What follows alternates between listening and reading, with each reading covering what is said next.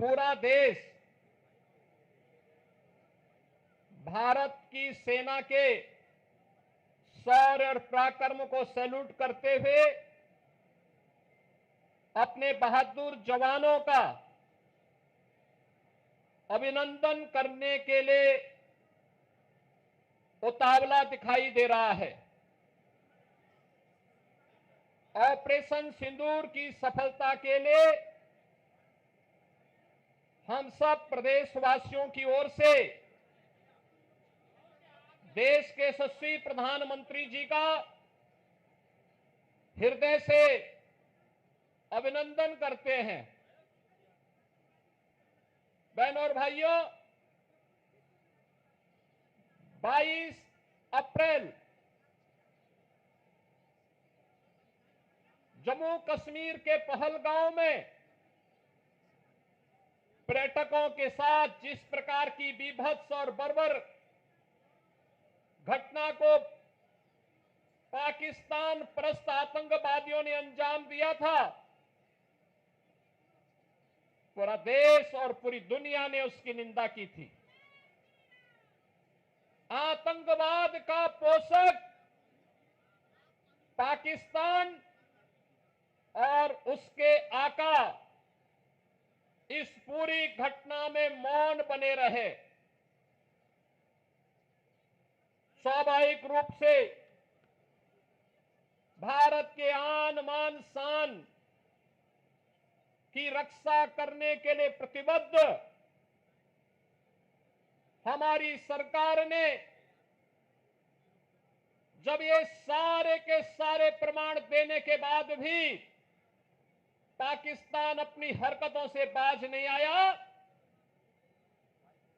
तो अंततः ऑपरेशन सिंदूर का एक अभियान चलाया गया और आपने देखा होगा कि पहले दिन ही 100 से अधिक आतंकियों को और उनके परिवार से जुड़े हुए उन लोगों को जो प्रत्यक्ष रूप से इस पूरे आतंकी घटनाक्रम पर आतंकवाद के विष बेल को पालने पोषने में योगदान दे रहे थे, उनको जिस तरीके से उनके बीभत्स कृत्य की सजा दी गई, ये पूरे देश ने भी और पूरी दुनिया ने देखा है और भारत की सेना के बहादुर जवानों के पराक्रम और शौर्य का लोहा भी माना है। पाकिस्तान के द्वारा की गई हिमाकत को जिस मजबूती के साथ भारत के बहादुर जवानों ने, चाहे वो वायुसेना रही हो, थल सेना रही हो या नौसेना रही हो, इन सभी जवानों ने जिस मजबूती के साथ उसका जवाब दिया, दुनिया को संदेश भी दिया कि हम छेड़ेंगे नहीं, लेकिन कोई छेड़ेगा तो फिर उसको छोड़ेंगे भी नहीं। और भारत ने वह करके दिखाया है, जिसके सम्मान में आज पूरे देश के अंदर भारतीय जनता पार्टी के द्वारा ये तिरंगा यात्रा प्रारंभ की गई है। ये तिरंगा भारत के आन मान और शान का प्रतीक है। ये तिरंगा भारत के शौर्य और पराक्रम का प्रतीक है। इस तिरंगा के प्रति सम्मान का भाव व्यक्त करने के लिए, अपने सैनिकों को सर्वोच्च सम्मान देने के लिए और प्रधानमंत्री मोदी जी के प्रति आभार व्यक्त करने के लिए उत्तर प्रदेश में भी आज से तिरंगा यात्रा का शुभारंभ हो रहा है। मैं अभिनंदन करूंगा आप सभी का कि इतनी सुबह भीषण गर्मी के बावजूद आप सब उत्साह के साथ इस कार्यक्रम में भागीदार बनने के लिए आए हैं। आपकी उपस्थिति भारत के सेना के प्रति, भारत के प्रतीकों के प्रति सम्मान के अभिव्यक्ति का एक सुंदर उदाहरण है। और यही धैर्य और यही समर्पण का भाव भारत के नागरिकों ने ऑपरेशन सिंदूर के तहत उत्साहित करते हुए देश के सरकार के प्रति और सैनिकों के प्रति यही भाव उस दौरान भी व्यक्त किया।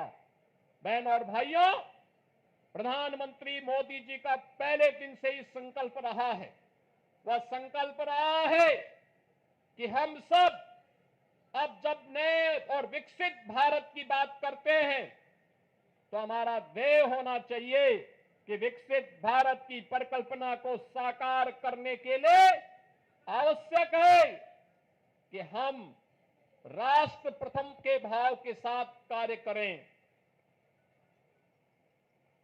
राष्ट्र प्रथम का भाव जब 140 करोड़ भारतवासियों के मन में आएगा, उसकी प्राथमिकता होगी अपने अपने क्षेत्र में उन कर्तव्यों का निर्वहन करने के लिए। जब 140 करोड़ का भारतवासी एकजुट होकर के लगेगा, तो याद करना, दुनिया की कोई ताकत फिर भारत की ताकत के सामने टिक नहीं पाएगी।